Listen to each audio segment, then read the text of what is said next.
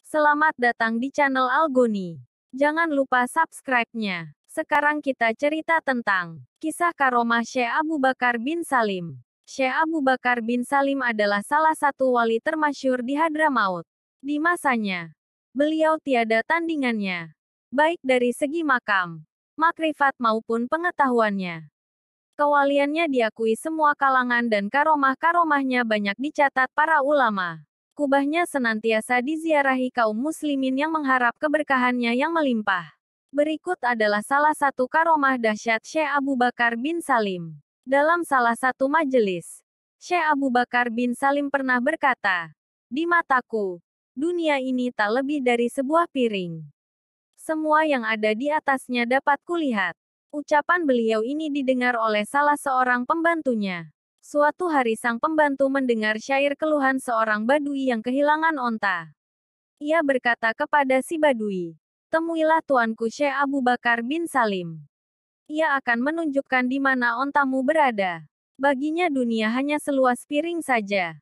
Sang badui segera menemui Syekh Abu Bakar bin Salim. "Beritahukanlah kepadaku, di mana ontaku berada," kata si badui kepada Syekh Abu Bakar bin Salim. "Bagaimana aku dapat mengetahui keberadaan ontamu?" jawab Syekh Abu Bakar bin Salim keheranan. "Pembantumu berkata bahwa dunia ini bagimu seperti sebuah piring." Akhirnya Syekh Abu Bakar bin Salim berkata, "Pergilah ke tempat fulan. Ontamu berada di sana." Badui itu segera pergi ke tempat yang ditunjukkan oleh Syekh Abu Bakar bin Salim dan menemukan ontanya di sana. Beliau lalu menegur pembantunya, "Awas! Jangan kau ulangi perbuatanmu ini."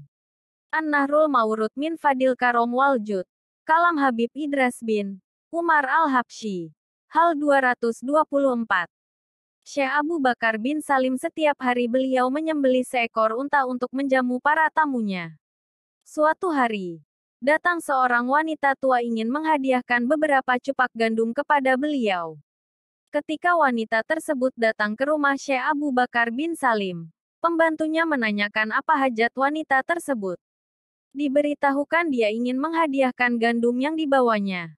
Pembantu tersebut mengatakan, "Tidakkah engkau tahu bahwa Syekh Abu Bakar bin Salim setiap hari menyembelih seekor unta dan menyediakan makanan yang banyak untuk para tamunya?